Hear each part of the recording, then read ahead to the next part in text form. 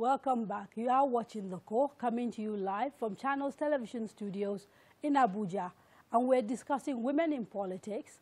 And I must say this program was made possible with the support of OSIWA and CDD.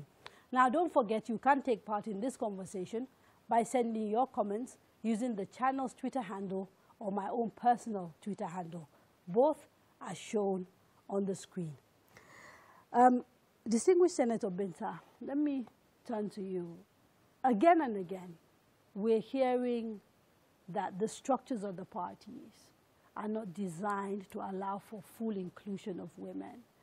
That even when women try and do all that they're supposed to do, they sometimes get discriminated against. As someone who has been able to win elective office, surprisingly, in 2 different states, House of Reps and also now the Senate, you are in close contact with people who control party structures. Is it that they do not understand the significance of having women in political office for nation building?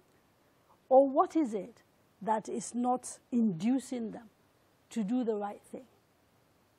Well, I think, again, I will align myself with what my colleague mentioned about female participation in politics.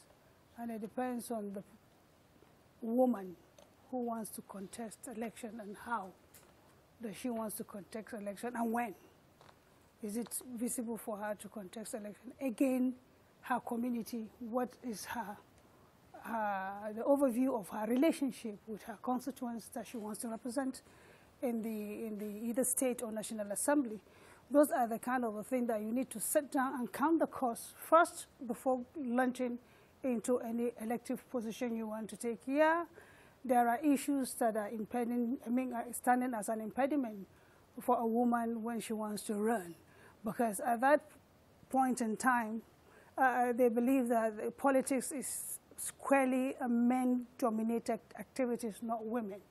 But again, with the so that belief is deeply still there, embedded and enshrined. Yes, it's still embedded in there. And the next thing is that because it's purely men's affair, they try to kind of suppress the women with culture again, and bringing about religious sentiment into it. And again, it's structural. So it is virtually when in every angle you go, there's stigmatization on women.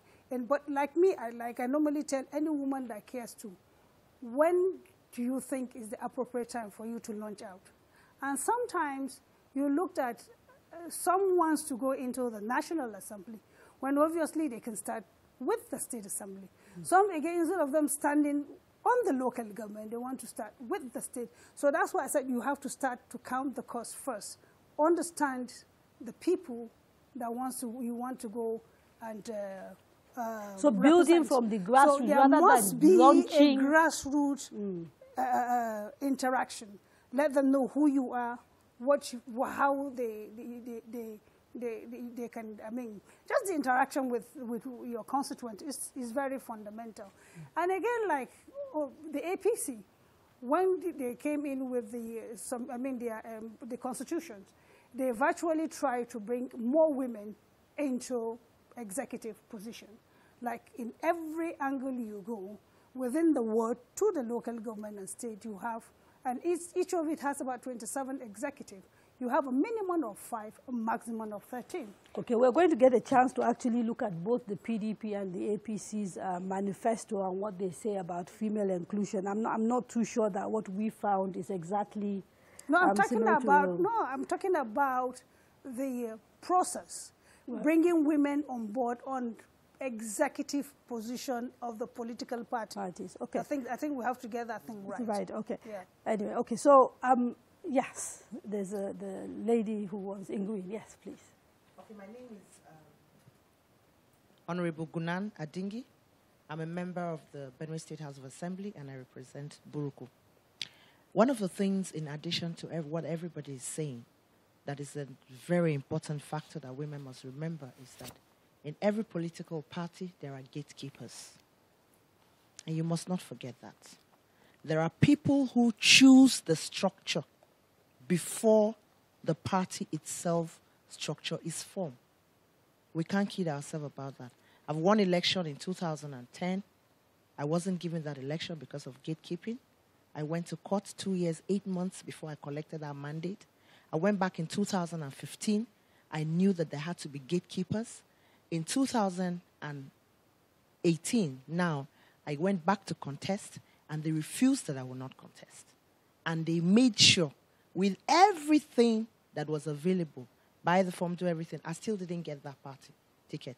Why? Because gatekeepers said, we do not want her. She's good, but we don't want her. Because she's a woman? Because she's a woman. Yeah. Not because of anything else? No, not because of anything. She's a woman. We don't want a woman to represent us. And I didn't feel bad. I felt, okay, fine. Let's understand why was there the woman not a conversation about the fact that you actually would not be representing only men, but that actually half of your constituency are people like you? No. The gatekeepers don't understand that. But did you attempt to have the conversation? Oh, yeah, I had the conversation. I believe in engagement. Are you yes, engaging? of course. Yeah. I had the conversation with them, and they actually said, no, it's not a problem. Go ahead and contest. Oh, we will back you. Oh, we will do this. Oh, we will do that. But you know what? At the end of the day, they would call these people back, because my election on the day it was supposed to take place, it was delayed till the next day.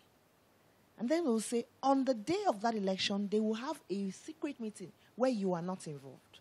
And then they will take that decision, and everybody comes back and play like, oh, it's not a big deal. We don't know what's going on. And then they go and do what the gatekeepers told them to do. Now, I must say this. Ahead of this program, I ran a focus group.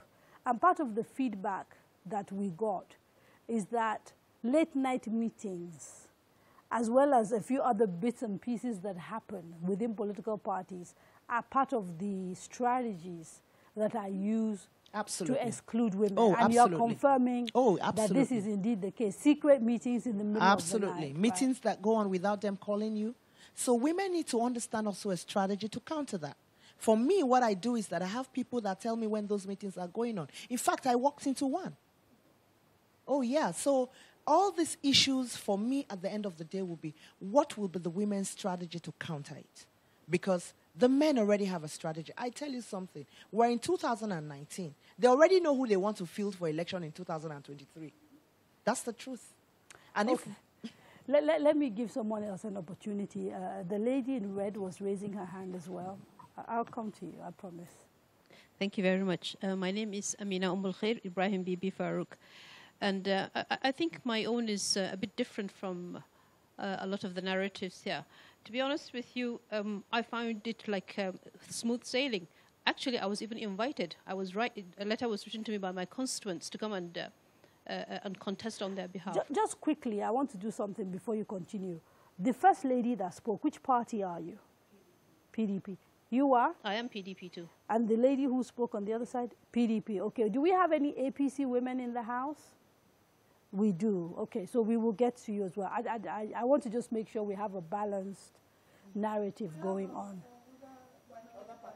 Yeah, I know. But, you know, the ones that will attack me will be the leading parties. Trust me. I know. Okay, go on, Mike.